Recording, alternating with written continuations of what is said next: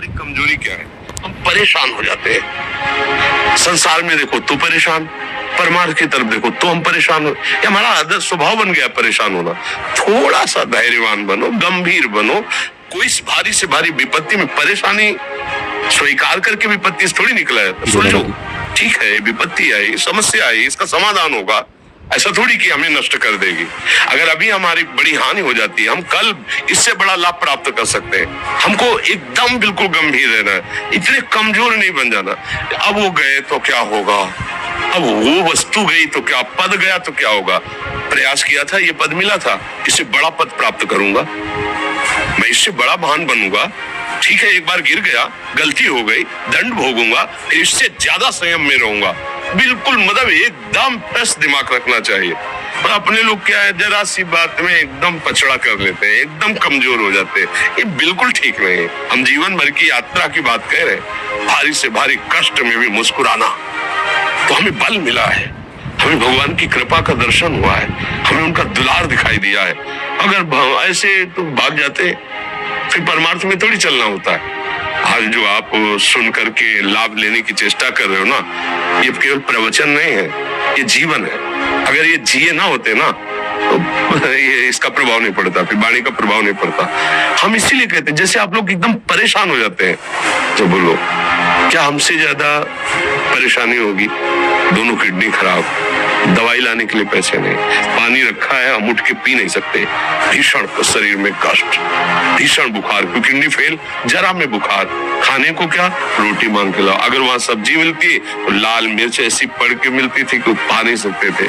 आप सोचो, पानी लाना है तो मुझे लाना है, पीना है तो मुझे पीना है।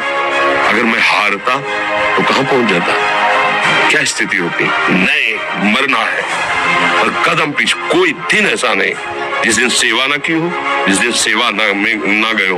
गुरु जी की सेवा में जाना है, पहले अपने को स्वस्थ साबित करना है। वो सेवा नहीं लेंगे, तुम बीमार हो, तुम कष्ट में वैसे।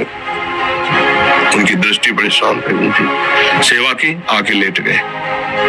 फिर हिम्मत की, अपनी श्री जी की सेवा की, मधुकरी नहीं गए, 3-3, 4-4 दिन भोजन नहीं गए, पर सेवा नहीं छोड़ा, दिनचर्या नहीं छोड़ी। और उसका प्रधान कारण संयम, ब्रह्मचर्य, भगवद आश्रय, नाम जप, कभी हार नहीं गया। अभी भी थोड़ी देर बाद डायलिसिस होगा, शायद में आपको हारे हुए नजर आ रहे हैं, शरीर में पीड़ा है, किडनी फेल, ऐसा तो हम स्वस्थ बैठे है, थोड़ा थोड़ा पानी होता है। हाँ, लेकिन हम आनंदित है, हम प्रसन्न है, हम लड़ाई में हारे नहीं है, ना हारेंगे, हम जीत चुके हैं। हम अपने मालिक के भरोसे में अपना संपाद, तो वो ये हम अपनी बड़ाई नहीं बता रहे, हम आपको बता रहे समस्या। सोचो, तुम्हारे पास तो माँ है, भाई है, बहन है, परिवार है, कोई ना कोई तो है ना। मेरा किसी ने कभी जीवन में ध्यान भी नहीं दिया, क्यों? बचपन से बाबा जी बन गए, किसी से प्यार नहीं, किसी से संबंध नहीं, कोई जानकारी नहीं, हम कहाँ है, वो कहाँ, किसी से कोई मतलब नहीं। जवान साधु कौन सा अदा करे, कभी गांव जाने की हिम्मत नहीं पड़ती कि रोटी मांग लो। पता नहीं लोग क्या सोचेंगे, क्या भावना कर ले, हम दरवाजे पे खड़े हैं, क्या कैसी भाव। जो हमारे सामने आकाश वृत्ति से आया यौवन अवस्था में, वही पाया, अन्यथा भूखे रह गए। जब हम हर समय अपने को विवेक के द्वारा सावधान रखे तो हम कभी निराश नहीं हुए, कभी उदास नहीं हुए, कभी ऐसा नहीं लगा कि यार हम दुखी, कभी नहीं लगा। उसी का फल है, उस सुख का संकेत मिल गया जहाँ दुख की निशानी भी नहीं, वही उसी के बच्चे हो। हम सब उसी धातु से बने हुए हैं। हम इतना क्यों परेशान हो जाते हैं? हम ये देखते हैं अपने लोग, थोड़ी बात बिगड़ गई परेशान, नहीं बिगड़ी तो बिगड़ जाने की संभावना में परेशान है। आज सुख है लेकिन कल सुख छिन जाएगा, तो हम आज के सुख में सुखी ना होकर कल के दुख की आने की संभावना में हम भयभीत हो। अब क्या हमारी सोच रह गई?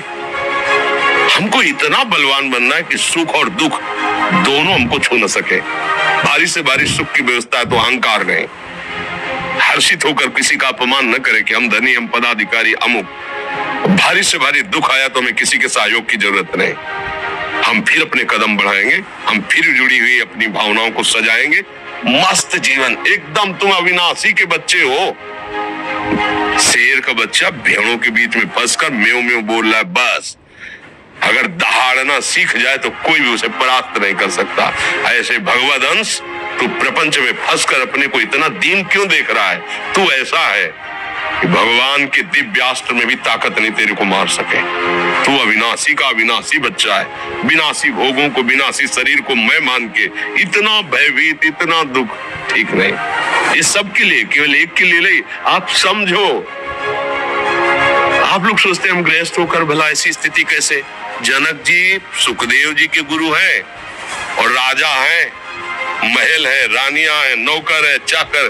क्या सुखदेव जी जिनके शरीर में लंगोटी भी नहीं है, दिगंबर, परमहंस, परमहंस के गुरु है जनक जी जो राजा हैं। समझो आप ऐसा ना सोचे कि हम नौकरी कर रहे हैं, हम संसार में, हम गृहस्थ हैं, हम आध्यात्मिक की ऊंचाई पर नहीं चढ़ सकते। नहीं, आप एक सरकारी नौकरी या आप किसानी या व्यापार करते हुए आप एक अध्यात्म की ऊंचाई में चढ़ सकते हैं। और अध्यात्म ही है